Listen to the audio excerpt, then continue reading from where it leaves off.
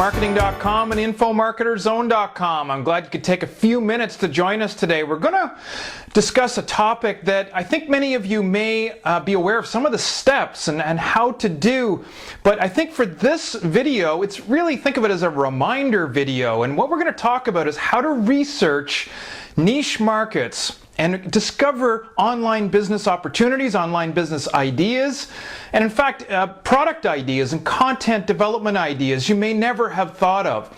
And so I think a lot of you probably understand one or two of these steps, and maybe some of you even understand all of the steps, but to apply them consistently is a very challenging thing. So we want to think of this as a reminder, and I need this reminder as well, but this is the basis, the niche marketing system I use every time I go and look for a new business opportunity or I look for a new product opportunity. And we start off first, the very first step, there's 5 steps to this process. The very first step is discovering what's already out there. You want to investigate demand and supply of what is the existing situation within your market. So let's take weight loss as an example. You want to start looking at aspects, how many people are searching for weight loss, how are they finding weight loss sites, what is the current environment for weight loss products, so what's out there, what's out there in terms of books, in terms of magazines, in terms of existing information, newsletters, paid membership sites, in terms of high-end DVD, boot camp types products. Very important to scope the market and get a sense for just what is already out there. Third that's very important in terms of scoping the existing market is to look at distribution channels, avenues to get your message out to the market. So online, what does that mean? Well, newsletters, absolutely. So how many newsletters could you see advertising in or being able to write articles for if you were to launch a product within this business?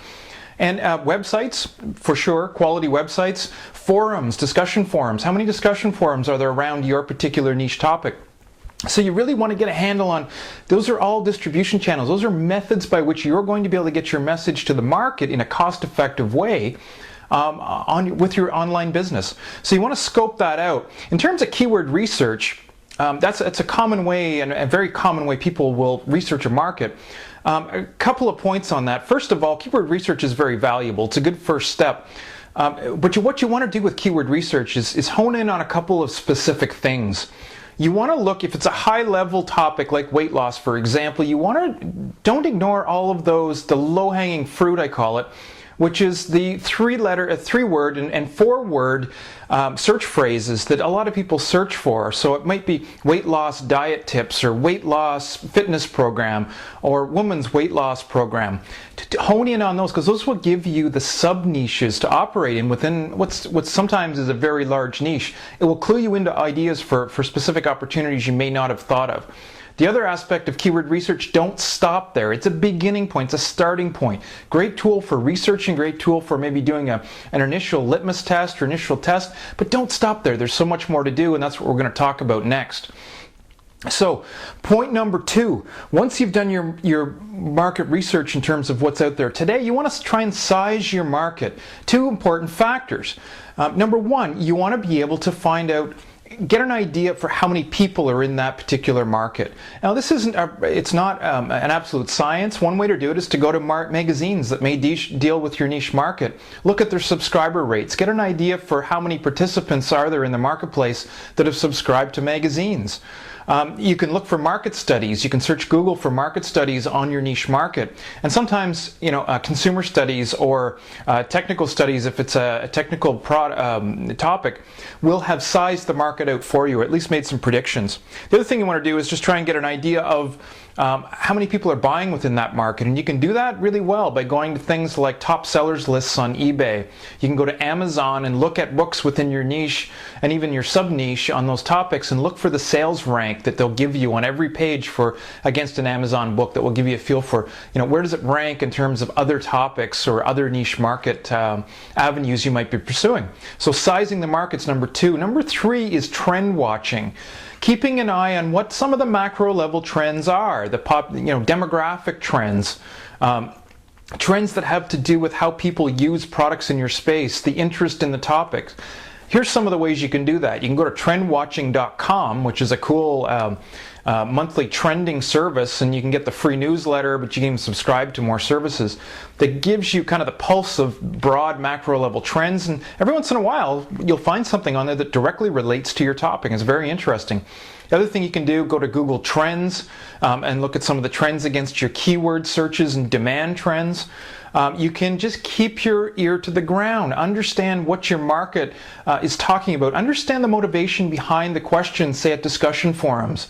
We'll tap into trends. You'll see patterns.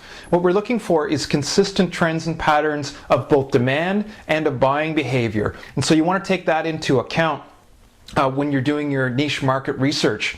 Number 4, you want to test the market. Once you've been able to narrow it down to a couple of niche market topics, and your keyword demand, you're satisfied with that, you're seeing there's some evidence of products springing up, it might be aligned with a trend or two that you've got a good feeling for. By the way, it's also good if you can base this on some advantage that you have based on experience or your own interests. This will help you as you build your business in the future.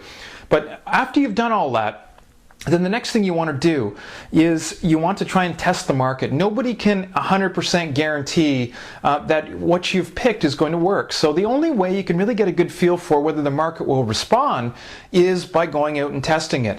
And we have a whole system over at infomarketerzone.com that we explain to our members on how you can actually launch test sites, test products, low-end test products, test membership sites to get a feeling for a market, get an initial idea of how many people opt into your information, how many people buy low-end products, how many people subscribe to various things you can offer them.